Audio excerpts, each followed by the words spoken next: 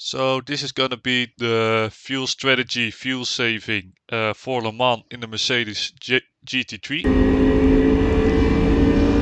So we're going to aim here for the right hand side on the apex. That's the point where we're going to lift off to keep the car here more stable and follow all the way over the curbs. Then over here you have the first white stripe. We take that as our braking marker to get the car nice and stable up for the first Dunlop chicane. Shift down to second. A bit wide there on entry.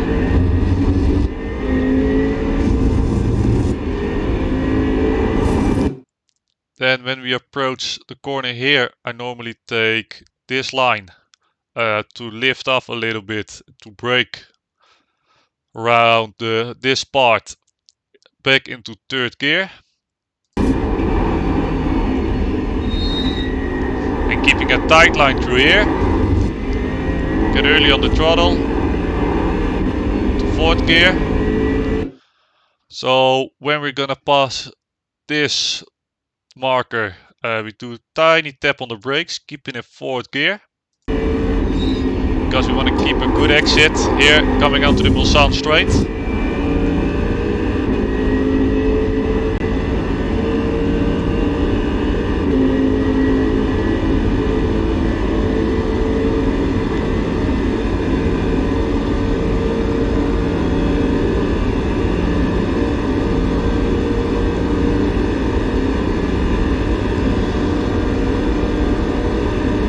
So into the first Mulsanne chicane, I take the end of the first green screen as my marker to lift off. And then try to brake around the 100 meter mark.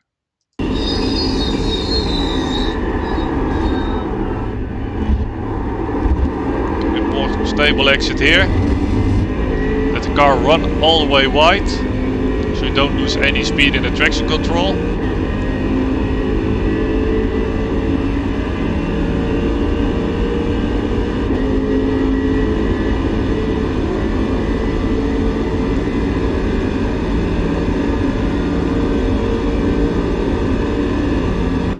Then coming on into the second Mulsanne chicane, I pick the end of the fence, that's around the 200 meter mark, to lift off and try to brake at the 100 sign.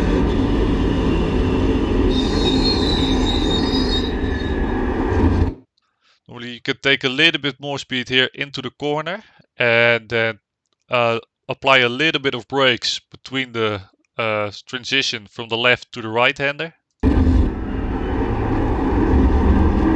a nice stable exit, and then when I'm over here I let the car run wide.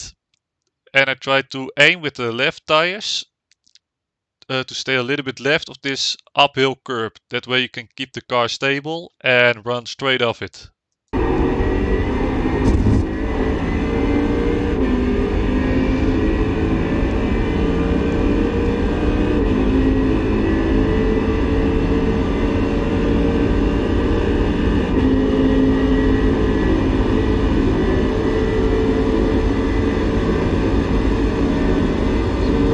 So here we come on the end of the Mulsanne straights. You take the 100 meter mark to lift off and the cone. Don't go too far over to the left or you get a slowdown, because that's also your point where you want to steer into the apex. And then over here you see a small difference between the colors. Here it's a little bit more green and here's a little bit more blue, and I take that as my braking marker. You want to run as straight as you can to the cone here in the distance. Go down to second. As you can see, I'm at the cone. Already steering in a little bit to get the lean on the front left. Go as close as you can to the bollards. If you hit them, it's going to be a slowdown. But as you can see here, I just keep a little bit of distance just to be sure during the 24 hours. Getting out, let the car run wide.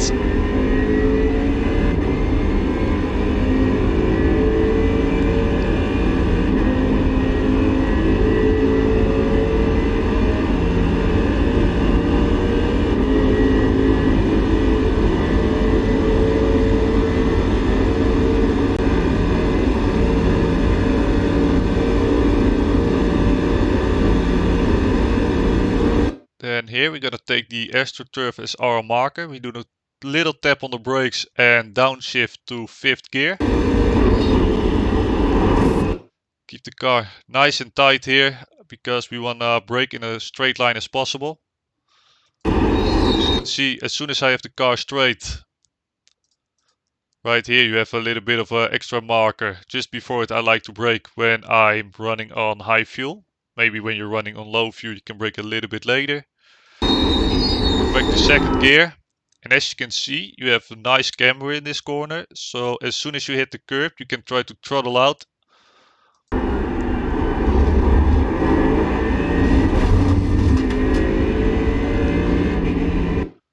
Then over here, I use the end of the guardrail on the right hand side to just lift off a tiny bit and then brake just before the 50 marker.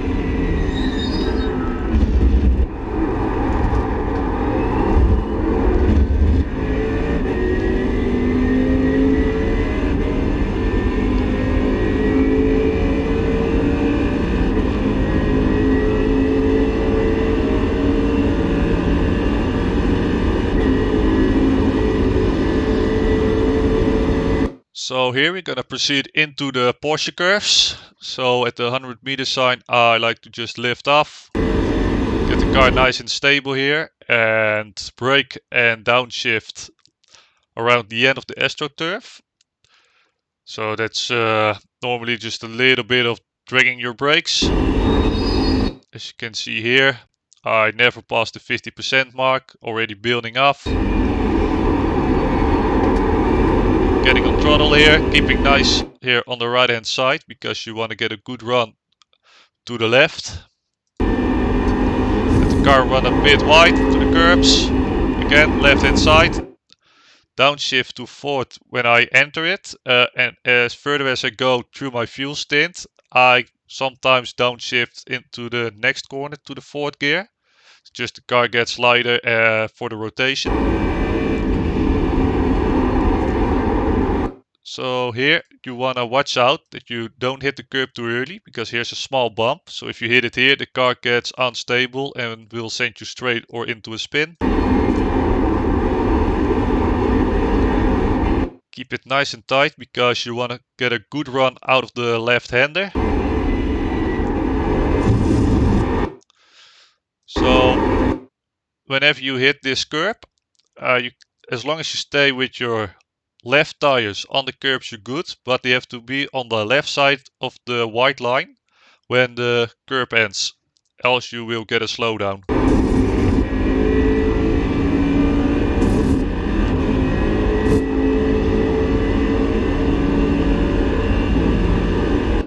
So over here I like to brake around 2/3 into the entry of the pit lane and then go back to 3rd gear.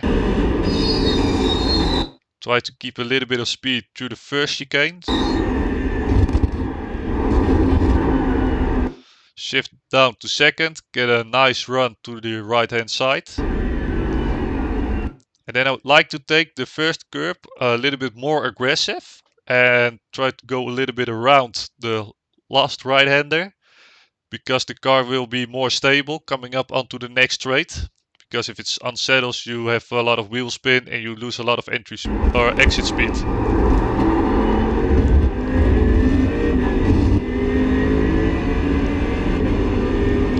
As you can see, I use 7.43 liters a lap. That's around what I used to do every lap. And I did a 4017. And that was with light usage 10% and 43 degrees track temperature.